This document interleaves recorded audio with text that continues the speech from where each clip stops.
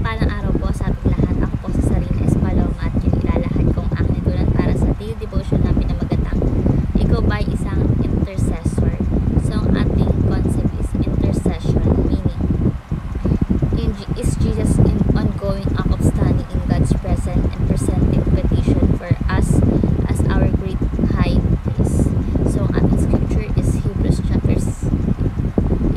chapter 7 verse 25 na sinasabi, but he holds his priesthood permanently because he continues forever.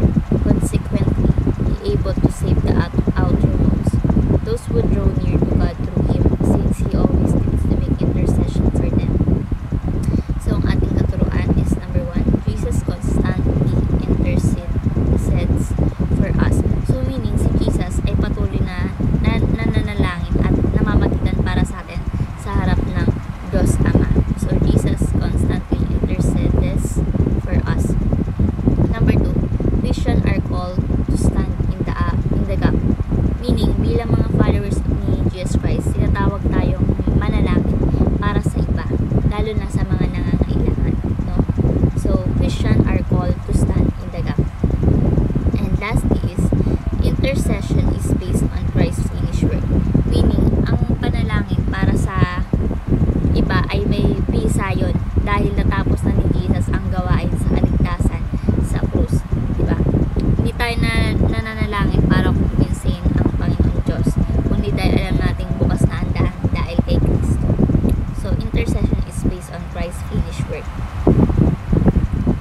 So bilang application po is number 1, start an intercession ministry. So dito po magsimula tayo na sa mga grupo o simpleng gawain lang ng pananalangin para sa iba, sa church, sa family, or sa online, no?